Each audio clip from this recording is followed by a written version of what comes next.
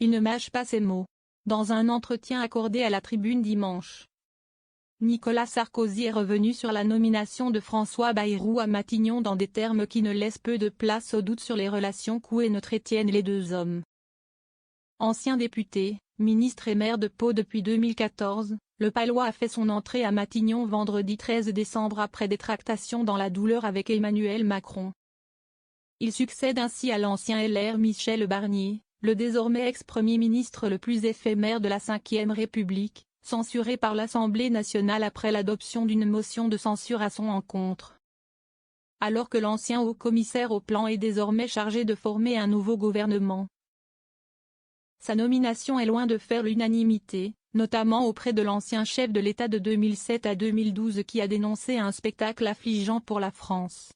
« Je suis désolé pour la France, et désolé pour le président de la République, qui se soumet lui-même à des combinaisons que personne ne peut comprendre », a fustigé l'ancien locataire du palais présidentiel.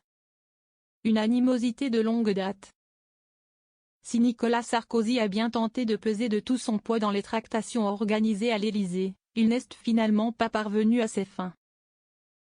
Plaidant pour la cause du ministre des Armées démissionnaire, Sébastien Lecornu, qu'il juge plus compatible avec les Républicains, Nicolas Sarkozy n'avait pas hésité à contacter le chef de file des députés de la droite, Laurent Wauquiez.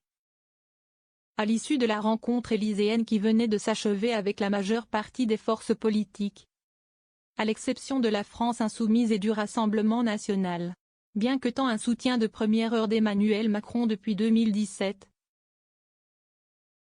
le président de la République a finalement décidé de porter son choix sur le président du MoDem, au grand dam de Nicolas Sarkozy qui garde un sentiment de gâchis.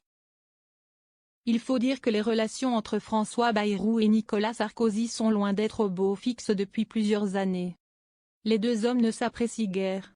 L'ancien président considère en effet comme un traître le Béarnais qui avait appelé à le faire battre lors de la présidentielle de 2012, quand, de son côté, François Bayrou n'avait pas hésité à exprimer son mépris envers Nicolas Sarkozy dans son livre Abus de pouvoir. Alors que Nicolas Sarkozy écrivait dans son livre Le temps des tempêtes que François Bayrou a toujours trahi ceux qu'il a choisis. Emmanuel Macron en fera, à son tour, avant la fin de son quinquennat, l'amère expérience.